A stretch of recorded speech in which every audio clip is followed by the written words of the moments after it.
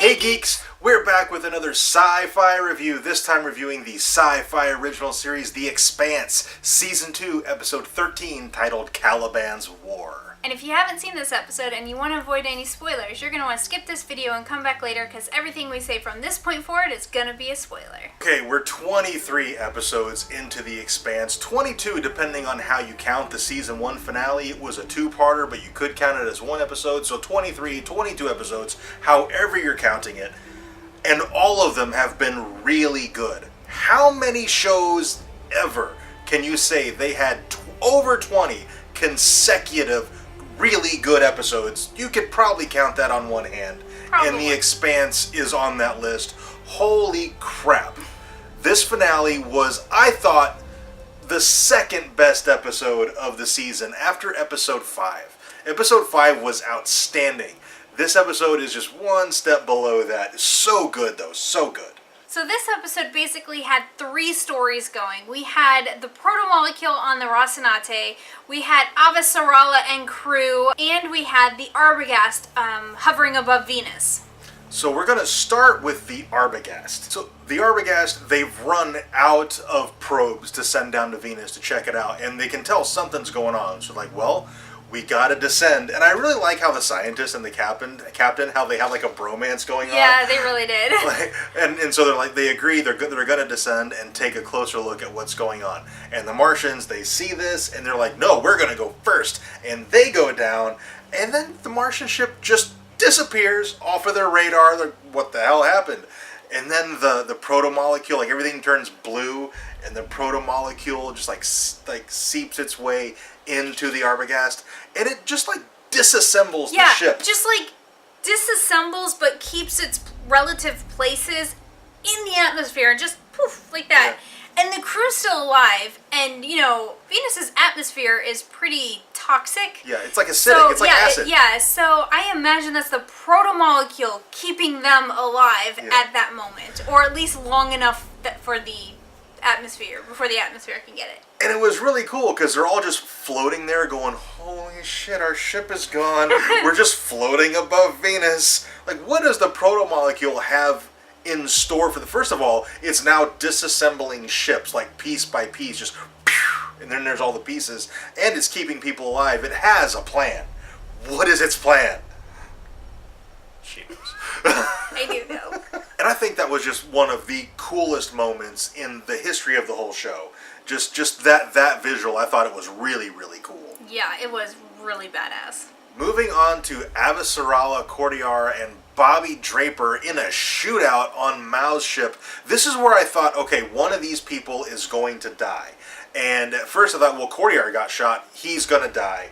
And then Avasarala is going to be left on her own, and she's going to get captured, but then Bobby's going to save the day when she comes back with her armor. And I wasn't completely wrong. I was close. Cordiar didn't die. And like, I fully expect every episode for everybody to die ever since the series premiere, when they blew up the Canterbury, and I'm like, oh, these are the heroes. Obviously, these are heroes. And then they killed all of them, basically.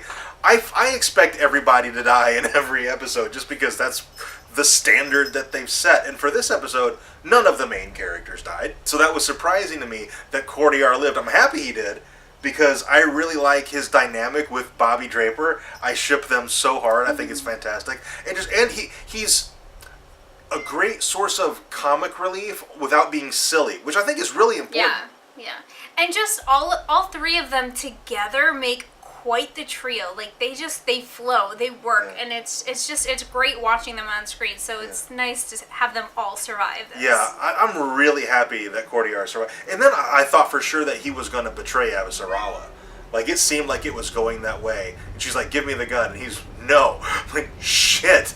The Cordiar, I thought maybe he held a grudge against her for a second, for some reason. And then, no, Bobby came in, saved the day. They're all 3 together. They're a team. I imagine at some point they've got to connect with Holden and crew. I would think. What The Expanse does really well is that it's this really serious show when you get down to the nitty-gritty of it. Yet it has these like moments of levity, like when Bobby is talking with the technician who's holding the button. The button, yeah, to get to her ship.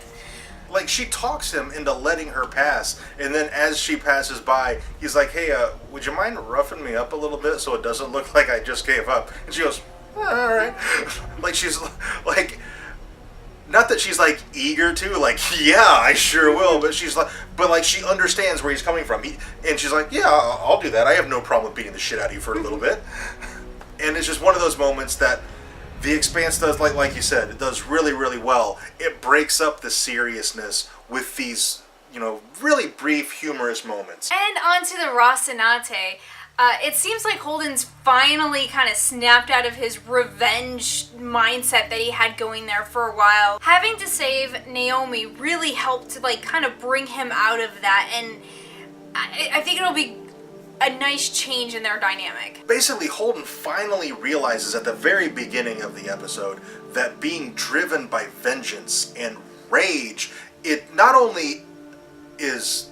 he puts himself in danger because of it, he puts everyone around him in danger because of it. And these people are basically his family now. And I think that realization is a really important character moment that I didn't fully buy into until a little bit later in the episode. Because Holden's given a lot of mouth service to how, he's like, you need to keep me in check because, I'm going to go off the deep end. And then she tries and he blows her off. So it wasn't until way later in the episode that I was like, okay, Holden has indeed changed. And that was when he was pinned against the wall and he and Naomi are talking via the radio, and he tells her that, if he dies, just to take the crew, go somewhere quiet and ride this whole thing out. Don't become driven by vengeance the way he is. And I'm like, okay, yeah, I totally buy it now. But it wasn't until that moment. Until then, he could have totally been bullshitting her. Yeah, he might have been. He might have just been bullshitting. Like, maybe saving Naomi wasn't what changed him, but instead almost dying. And knowing what it could do to her. Yeah. Knowing what losing him could do to her. I think that's really where he turned the corner. Yeah. So they have this great moment when Naomi first boards the ship where they hug and they have this moment. And then from there, everything goes to hell. Yeah. The Proto Molecule hybrid is on the ship. And what I thought was really interesting is it only really showed aggression when it was being attacked, or when Holden was growling, trying to reach toward his gun. Then it came toward him again. But other than that, it was hiding. It was, looking for a food source. It really wasn't interested in the humans until it felt threatened in some way. So I don't think the proto-molecule hybrids are 100% aggressive. Yeah. They're not all antagonistic. And then Prax got to be the hero in the episode by coming up with the plan for the nuke missile thing and letting go of the core of it out into space to lure the proto-molecule out there. I totally thought Prax was going to screw it up. When he's like standing there and he's having this stare down with the hybrid, I thought he's going to hang on to that thing and he's going to die.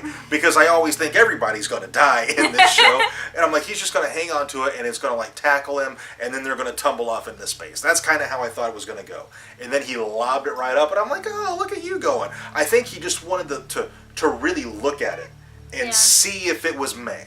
I think he was stalling and just going, is it her, is it her, is it her? And then when it charged, he went, not her, and pitched the core up. And then, I think probably one of your favorite moments of this episode. Yeah, the homage to Alien when the proto-molecule grabs the core and just kind of curls out and then they turn on the thrusters and... It's the same way they killed the alien in the first Alien film. They got into the thruster and she hit the thrusters and burnt it. Yep. And so, it was awesome. And it was graphically, just the visual of it was really pretty, actually. Yeah. And just super well done. It was a really cool scene. Yeah. I also want to mention Amos. Amos had a few really great moments, I thought. First of all, when Naomi apologized for knocking him out, and he's like, no, I'm sorry for making you do that, because, I've been trying to make my own decisions, and I'm really bad at it.